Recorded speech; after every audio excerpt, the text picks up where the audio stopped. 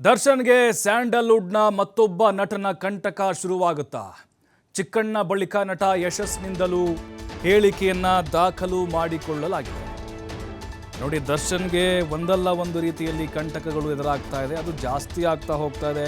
ಸಾಕ್ಷ್ಯಗಳು ಕೂಡ ಜಾಸ್ತಿ ಆಗ್ತಾ ಇದ್ದಾವೆ, ರಿಪೋರ್ಟ್ಗಳು ಬಂದಿದ್ದಾವೆ. ಕಾನೂನಾತ್ಮಕವಾಗಿ ಕುಣಿಕೆ ಬಿಗಿ ಆಗ್ತಾ ಇದೆ. ಈಗ ಮತ್ತೊಬ್ಬ ನಟ ಯಶಸ್, ಚಿಕ್ಕಣ್ಣಂದಾಯಿತು, 164 ಆಗಿದೆ ಅವ್ರದ್ದು. ಅವ್ರನ್ನೂ ಕೂಡ ಪ್ರಬಲವಾದಂಥ ಸಾಕ್ಷಿಯಾಗಿ ಪರಿಗಣಿಸಲಾಗಿದೆ. ನಟ ಯಶಸ್ ಸೂರ್ಯ ಕೂಡ ಈ ಒಂದು ಪ್ರಕರಣದಲ್ಲಿ ಪ್ರಬಲ ಸಾಕ್ಷ್ಯ ಆಗಲಿದ್ದಾರೆ. ಹೇಗೆ ಹಾಗಾದರೆ ಇವರು ಎಲ್ಲಿದ್ದರು ಆ ಸಂದರ್ಭದಲ್ಲಿ? ಯಶಸ್ ಸೂರ್ಯನನ್ನ ಸಾಕ್ಷಿಯಾಗಿ ಪರಿಗಣಿಸಿ ಅವರ ಹೇಳಿಕೆಯನ್ನು ದಾಖಲು ಮಾಡಲಾಗಿದೆ. ಇವರ ಹೇಳಿಕೆ ಎಷ್ಟರ ಮಟ್ಟಿಗೆ ಇಲ್ಲಿ ಪಾತ್ರವನ್ನು ವಹಿಸುತ್ತೆ? CRPC 164 ಅಡಿಯಲ್ಲಿ ಹೇಳಿಕೆಯನ್ನು ದಾಖಲಿಸಿದ್ದಾರೆ ಪೊಲೀಸರು. ಈ 164 ಹೇಳಿಕೆ ಅಂತ ಹೇಳಿದ್ರೆ ಮ್ಯಾಜಿಸ್ಟ್ರೇಟ್ ಮುಂದೆ ಹೇಳಿಕೆಯನ್ನು ಕೊಡೋದು.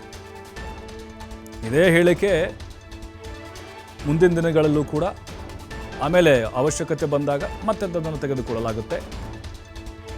ಸ್ಟೋನಿ ಬ್ರೂಕ್ ಪಬ್ನ ಪಾರ್ಟಿಯಲ್ಲಿ ಈ ನಟ ಯಶಸ್ ಕೂಡ ಅವತ್ತು ಭಾಗಿಯಾಗಿದ್ದರಂತೆ. ದರ್ಶನ್, ಚಿಕ್ಕಣ್ಣ, ಪ್ರದೋಷ್, ವಿನಯ್ ಸೇರಿ ಹಲವರು ಭಾಗಿಯಾಗಿದ್ದರು. ಈಗ ಚಿಕ್ಕಣ್ಣ ಅವತ್ತು ಪಟ್ಟಣಗೆರೆ ಶೆಡ್ಗೆ ಹೋಗಲಿಲ್ಲ, ಬದಲಾಗಿ ಅವರು ವಾಪಸ್ಸು ಅವ್ರ ಮನೆಗೆ ಹೋಗಿದ್ರು ಪಾರ್ಟಿ ಮುಗಿಸ್ಕೊಂಡು. ಆದರೆ ಪ್ರದೋಷ್, ವಿನಯ್ ಇದ್ದರು, ಅವ್ರು ಲಾಕ್ ಆದರು ದರ್ಶನ್ ಜೊತೆಗೆ. ಆದರೆ ಈಗ ಯಶಸ್ ಸೂರ್ಯ ದರ್ಶನ್ ವಿರುದ್ಧ ಪ್ರಬಲವಾದಂಥ ಸಾಕ್ಷ್ಯ ಆಗ್ತಾರಾ ಇವರು? ಈಗಾಗಲೇ 164 ಹೇಳಿಕೆಯನ್ನು ದಾಖಲು ಮಾಡಿಕೊಳ್ಳಲಾಗಿದೆ.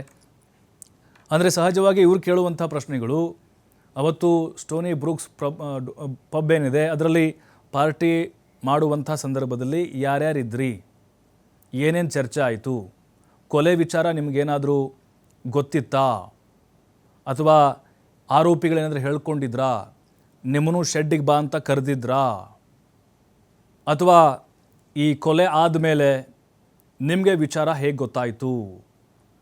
ಸಹಜವಾಗಿ ಕೆಲವೊಂದಿಷ್ಟು ಪ್ರಶ್ನೆಗಳನ್ನು ಕೇಳ್ತಾರೆ. ಮತ್ತು ಇಲ್ಲಿ ಯಶಸ್ ಸೂರ್ಯ ಅವರು ಜಡ್ಜ್ ಮುಂದೆ 164 ಹೇಳಿಕೆಯನ್ನು ಕೂಡ ರೆಕಾರ್ಡ್ ಮಾಡಿಕೊಂಡಿದ್ದಾರೆ.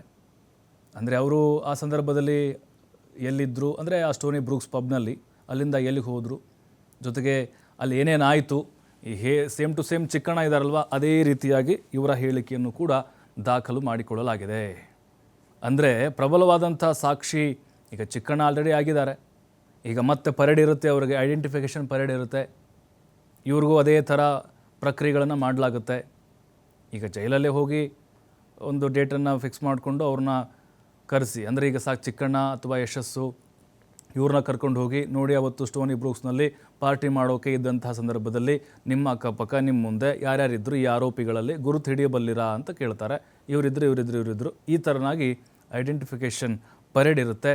ಹಾಗಾಗಿನೇ ದರ್ಶನ್ಗೆ ದಿನ ಕಳೆದಂತೆ ಒಂದೊಂದೇ ಕಾನೂನಿನ ತೊಡಕುಗಳು ಜಾಸ್ತಿ ಆಗ್ತಾ ಇದ್ದಾವೆ. ಇನ್ನೊಂದು ಕಡೆ ಪೊಲೀಸರು ಕೂಡ ಈ FSL ರಿಪೋರ್ಟು, DNA ರಿಪೋರ್ಟು ಎಲ್ಲ ಕಲೆಕ್ಟ್ ಮಾಡಿದ್ದಾರೆ. ಅದರ ಜೊತೆಗೆ ಪೋಸ್ಟ್ಮಾರ್ಟಮ್ ರಿಪೋರ್ಟ್ ಆಗಿರ್ಬೋದು, ಅದರ ಜೊತೆಗೆ ಕೆಲವೊಂದಿಷ್ಟು ಪ್ರಬಲವಾದಂಥ ಸಾಕ್ಷ್ಯಗಳನ್ನು ಕೂಡ ಕಲೆ ಹಾಕಿದ್ದಾರೆ. ಚಾರ್ಜ್ ಶೀಟ್ ಸಲ್ಲಿಕೆಗೆ ಎಲ್ಲ ರೀತಿಯಾದಂಥ ತಯಾರಿಗಳನ್ನು ಮಾಡಿಕೊಂಡಿದ್ದಾರೆ.